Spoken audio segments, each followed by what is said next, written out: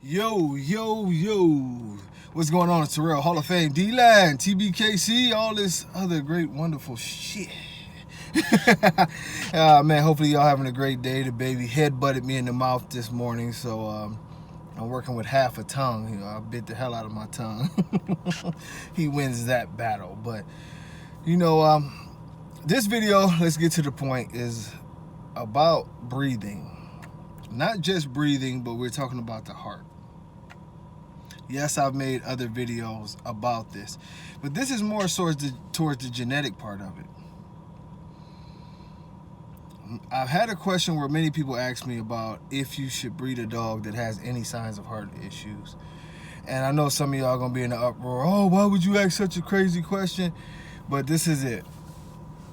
For me personally, I don't believe that if your dog gets red flagged with any kind of heart issue, any kind of cardiovascular issue, it shouldn't be bred. Bottom line, it's something that transfers over to the puppies for sure. Especially heart murmurs seem to transfer a lot, and they're embedded in certain lines. I don't think that there's any way that you can breed it out. The saddest part about dogs with heart murmurs is, believe it or not, a puppy can pass and the heart murmur not be as detectable at a young age.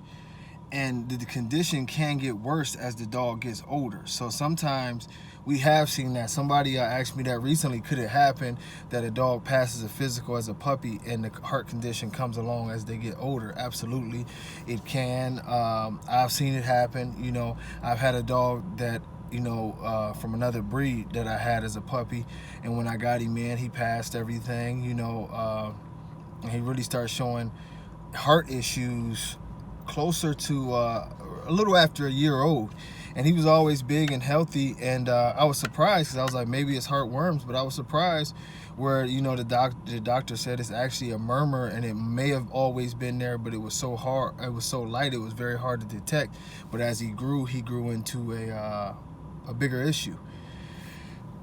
It's sad that we have to talk about this in this community, but the truth of the matter is, and y'all know my feelings on this, if a dog has any kind of, especially cardiovascular issue, it's no need to breed these dogs. Yes, a dog can live a full life with a heart murmur and not have big issues. Yes, a dog can have other issues and live throughout it, but the odds are increasingly bad that these dogs can't live a normal life. They can't run as like normal. Every time you put them under stress, whether it's heat, whether it's sex, whether it's just running or jogging, their heart is a possibility that the heart could go.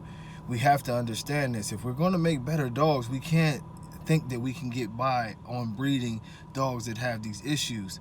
This is one of the reasons why at the TBKC, in the event that it is brought to our attention that a dog does have a heart murmur or some issue that is serious to the gene pool, we will pull the paperwork, because our overall job is to make sure that the breed gets better. You know what I mean? Not the breed gets better, but the breed gets better.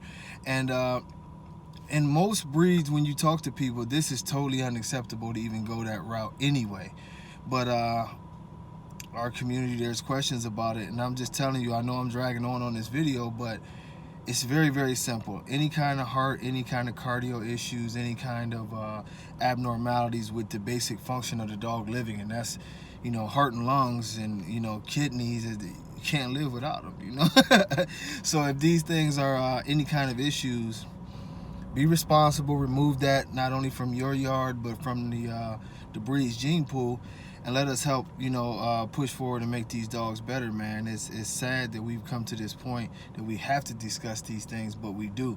Overall health of these dogs is we at a breaking point, seriously, because with the heart issues and the lung issues and the soft palate issues and all of these issues being so heavily bred into our dogs and into bulldogs and whatever else is, in this community, we've gotten to the point now to where you can seriously see a big dip in the longevity of all of our breeds. American bullies in general are now, a lot of them aren't living past that 5-6 year mark. And you rewind the clock to dogs that come from a different era, you know, the earlier 2000s, and a lot of those dogs, you know, including dogs like Little Roll, Remy, you know, we can go on, but a lot of those dogs, really most of those dogs was always known as double-digit dogs, you know, 10, 11, 12, 13, 14, you know, Dayton up there at, oh my goodness, I done forgot that quick, but my boy Dayton up there in Chicago, you know, he had a boy that lived to be 18 years old, a healthy 18 years old, you know. Denzel is pushing up on 12, and he's healthy and moving around and doing his thing. You know, so our life expectancy will only get better if we remove these problems that are normal health problems that we should have no problem removing. We can't let this shit continue to go on. The American Bully, if we speaking specifically, and the English Bulldog now, and it's sad because people take it as a joke, but we're not looking at the big picture, you know. I'm not taking shots at anybody's dogs that died recently or anything like that, but you'll have to get tired of seeing these dogs dying at a young age, and we always have an excuse for it. We don't need excuses, we need answers. We need to find out where we're going wrong and why these dogs are doing this so that we can get better for the next generations. And we have to be serious when we see, okay, a dog died or a dog's brother and sister died of a certain issue. Let's start studying to see, is this in the genes, and should we be shutting down this gene pool? No matter how good and appealing they look to us, should we shut this part of the gene pool down because we know it's something wrong with it? We haven't taken that step of responsibility and culpability in our community. Therefore, our dogs will continue to get worse. But this was sort of sad for me. I'd be thinking about the dogs dying. I know I didn't have energy. I do apologize. And I'll catch y'all on the next one. Much love. God bless. Peace.